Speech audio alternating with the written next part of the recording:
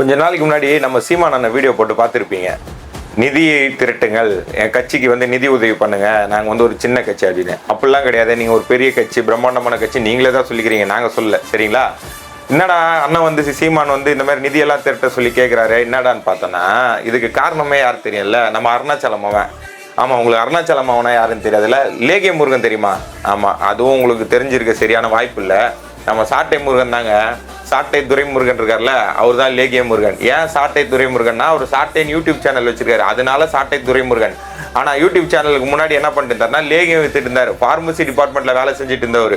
ஓகேங்களா? அவரோட வீடியோ எல்லாத்தையுமே நீங்கள் மியூட் பண்ணிவிட்டு தெளிவாக கேட்டு பாருங்க.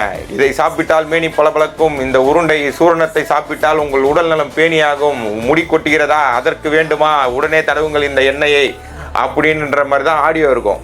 அந்த தோணியை தான், அந்த தொழில் மேலே இருக்கிற பக்தியை தான் இப்போ அரசியல் அப்படியே திருப்பி காட்டுறாப்புல. அதே டோனில் தான் பேசுகிறாரு. நீங்கள் வந்து அவர் வீடியோலாம் மியூட் பண்ணிட்டு கேட்டு பார்த்தீங்கன்னா, இந்த லேகிய வைக்கிற இமேஜினேஷன் பண்ணிங்கன்னா இது அப்படியே தான் இருக்கும். தலைவர் என்ன பண்ணியிருக்காரு தெரியல, சீமான் கட்சி மேலே ஈடுபாடு உள்ளவங்களும் ஆர்வம் உள்ளவங்களும் நிதி கொடுக்கறதுக்கு உதவி பண்ணுறதுக்கு வந்திருக்காங்க. தலைவன் போய் அண்ணா நான் பார்த்து வாங்கிட்டு வரேன் நேரில் போயிடுது, நிதியை வாங்கி இவரு ஆட்டையை போட்டு போயிடுது. அதுக்கப்புறம் அங்கே போயிட்டு அண்ணன் கேட்டால் இல்லைண்ணா நிதி எதுவும் தரல, கை மட்டும் கொடுத்து சால்வை போட்டுனாங்கன்னு சொல்லி அண்ணனுக்கு கேட்காத கொடுக்குறது. அது மட்டும் இல்லாமல் சொந்த கட்சிக்காரங்கிட்டே காசை ஏமாற்றிட்டு ஃப்ராடுத்தனம் பண்ண ஃபினான்ஷியல் குற்றம் அவர் மேலே இருக்குது. இதெல்லாம் பண்ணதுனால சீமான் அண்ணன் கடுப்பாய் கட்சியை விட்டே 2 தடவை வெளில அமைச்சிருக்காரு. அதுக்கப்புறம் வந்து கையில் காலில் வந்து தான் திருப்பி கட்சியில் சேர்ந்துருக்காரு.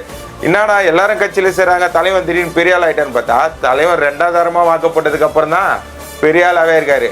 அவருக்கு 2வது தரம் இல்லை, அவங்க மனைவிக்கு இவர் 2வது தரம். அதனால தான் தலைவர் வந்து பரபரன்னு வளர்ந்துட்டே இருக்கிறாப்புல.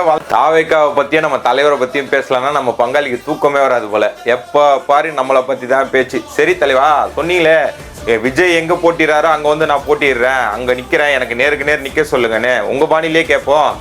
தெம்பு இருந்தால், திராணி இருந்தால், தைரியம் இருந்தால் எங்கள் அண்ணன் போட்டிடுற பெரம்பூர் தொகுதியில் வந்து போட்டிட்டு இருக்க வேண்டியதானே. உங்கள் அண்ணன் சீமான் கிட்ட தைரியமாக போய் சொல்லியிருக்க வேண்டியதானே, அண்ணன் நான் பெரம்பூர் தொகுதியில் விஜய்க்கு நேராக நிற்கிறேன், என்னால் ஜெயிச்சு வெற்றி பெற்று வர முடியும்னு கேட்டிருக்க வேண்டியதானே. முடியல தலைவா, எங்களை கத்தி பெரிய ஆளானவங்க தான் ஊருக்குள்ளே பெரிய நிறைய பேர், ஞாபகம் வச்சுங்க. தரனா யூடியூப் சேனலில் போய் போட்டு பாருங்க, யார் இந்த சாட்டை முருகன் அப்படின்னு போட்டிங்கன்னா 4 வீடியோ நல்ல வீடியோ வரும். அது அண்ணனே போட்டது. சரிங்களா? மற்றபடி அவரோட வரலாறு என்னன்றதை எடுத்து பார்த்தீங்கன்னா நம்மளுக்கே தெரியும், அண்ணன் வரலாறு என்ன ஏது, நல்லவரா கெட்டவரான்றது டீட்டெயில்ஸ் தெரியும். அதுக்கப்புறம் மக்களே, நம்ம லேகிய முருகனை பற்றி மன்னிச்சிருங்க, நம்ம சாட்டை முருகனை பற்றி கமெண்ட்ல வந்து சொல்லிட்டு போங்க.